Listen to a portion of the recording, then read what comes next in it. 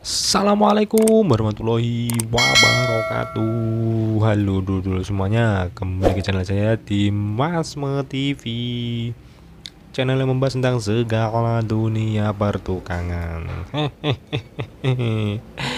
Ya, bagaimana kabar dulu hari ini ya? Semoga sehat selalu, dilancarkan rezekinya dan dimudahkan segala urusannya ya.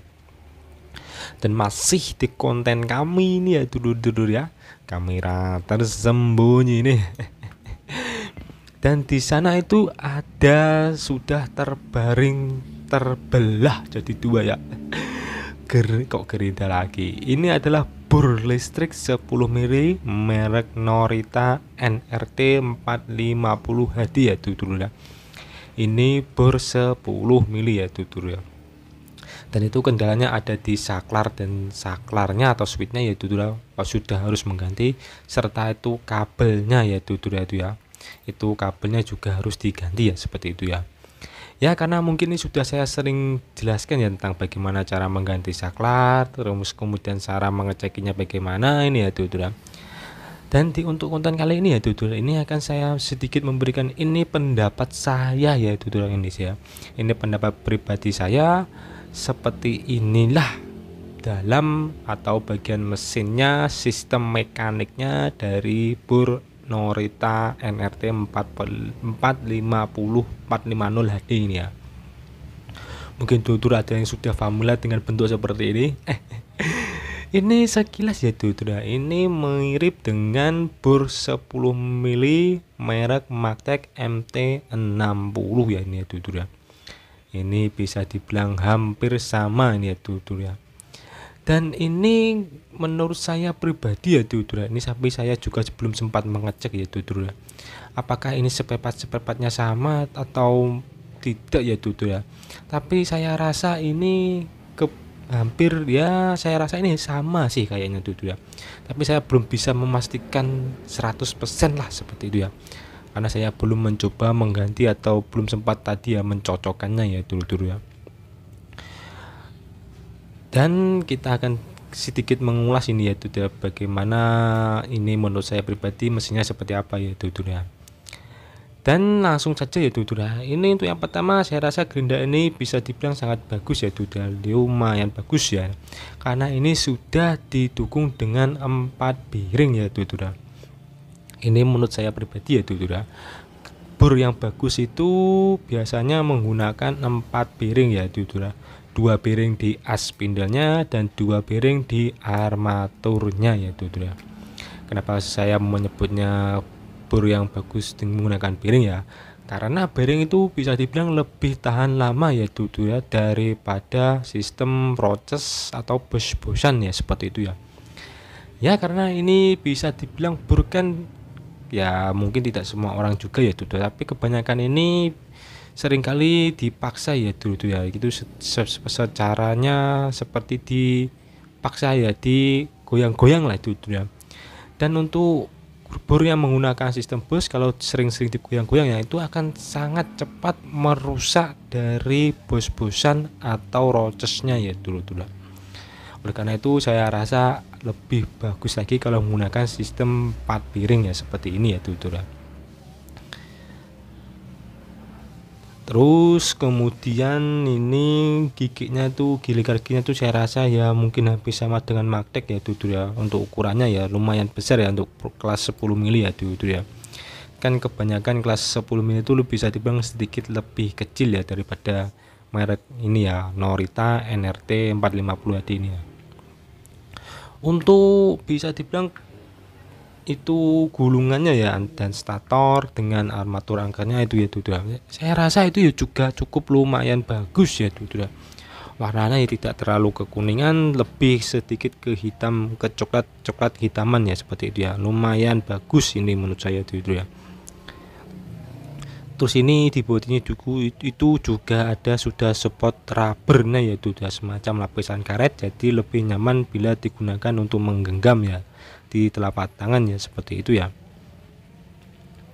Oh iya ya, ini ya, ini bisa dibilang ya ya, ini menjadi salah satu ciri khas dari mesin bor ya. Itu kalau mesin bor sering-sering kita buka kita tutup, kita buka kita tutup ya, kita sering kita bongkar ya, itu lama kelamaan ya itu sangat mempercepat dari rusaknya rumah skrup atau bautnya ya dulu ya. Dan kebanyakan bor 10 mili itu saya sering kali mengganti skrup atau bautnya ya dulu ya, karena sudah aus dul ya, tidak mau mengunci rapat seperti itu ya dulu ya. Dan saya rasa untuk bor merek Norita ini buildnya ya dulu ya, bahannya tuh saya rasa cukup lumayan bagus ya dulu ya. Jadi saya rasa ini bisa dibilang di atas standar ya, di lebih baik daripada bor-bor 10 mili pada umumnya ya dulu ya. Ya karena mungkin ini harganya juga bisa dibilang cukup lumayan di atas rata-rata ya bor 10 mili. Dan untuk sistemnya itu ya itu sistem perkabelan itu saya rasa juga cukup tertata rapi ya ya. Semuanya itu ada semacam tempatnya sendiri-sendiri ya. Jadi mudah sekali untuk kita perbaiki ya, kita tata perkabelannya ya ya. Itu sangat bagus sekali ya, ini memudahkan untuk kita menservis atau memperbaiki seperti itu ya. Terus apa lagi ya ya. Ya mungkin untuk kualitas performa AC-nya bagaimana di lapangan ya ya, saya juga kurang paham ya, karena ini menurut saya pribadi saja ya, ini saya lihat sekilas saja karena saya bukan si penggunanya ya ya. Ya dan ini bisa dibilang juga kendala dari salah satu bor ya, hingga tidak bor 10 mili atau mungkin 13 mili juga bisa ya. Itu bisa dibilang itu sering mengalami oblak bagian belah as spindlenya itu tidak center ya. Ya kalau mungkin oblak sedikit-sedikit itu ya normal saja ya. Tapi itu cara mengatasinya sebenarnya sangat mudah sekali ya ya. Kita cukup menggunakan kertas ini ya itu ya sudah saya setting ya, potong-potong ya. Dan untuk detailnya sudah saya jelaskan di video sebelumnya ya ya, tentang di kepala mengganti kepala bor 10 mili ya. Di situ saya juga jelaskan bagaimana cara mengganjalnya, ya detailnya seperti apa ya. Itu sudah waktunya saya mengganjal ya, karena sudah saya rasa itu obatnya bisa dibilang harus diperbaiki ya, tidak bisa ditoleransi seperti itu. Dan apalagi ya itu ya. Ya untuk perawatannya ya itu ya, ya mungkin kita harus sering ya, karena tadi saya bilang ya itu ya, kita kalau sering-sering dibuka tutup ya, jadi saya rasa itu ya sebenarnya sih ya harus dibuka tutup juga ya kalau mungkin perawatannya ya. Tapi saya rasa ya ini selama gerinda tangan merek gerinda tangan untuk bor ya, bor 10 mili ataupun 13 mili ya, selama tidak ada kendala ya itu seperti cepat panas, atau mungkin kalau digunakan itu kepalanya itu oblak ya seperti itu ya, goyang-goyang, atau mungkin agak suaranya enggak terlalu enak, sudah giginya sudah haus ya, itu saya rasa ya tidak perlu cukup dibongkar ya itu ya, kita bisa merasakannya saja ya. Dan untuk karbos busnya itu kan juga bisa dilihat dari lubang-lubangnya itu ya, jadi kita tidak perlu membongkarnya itu ya. Dan untuk bor ini ya ya, ini bisa dibilang mesin yang karbon busnya itu bisa dibilang lumayan awet ya ya. Kalau mesinnya normal itu karbon busnya itu bisa lama sekali digunakan ya ya, seperti itu. Dan ini sudah hampir selesai ya itu ya. Dan selesai ini juga menutup dari konten kali ini ya ya. Sekali lagi terima kasih buat yang sudah menonton channel ini sampai selesai. Mohon maaf apabila ada salah-salah kata atau mungkin ucapan saya yang menyinggung. Semoga video ini sedikit banyak bermanfaat ya ya. Silahkan tinggalkan kritik saran di bawah ya ya, pertanyaan, kritik atau saran dan lain-lainnya ya seperti itu. Sekali lagi terima kasih dan sampai jumpa di video selanjutnya. Wassalamualaikum warahmatullahi wabarakatuh.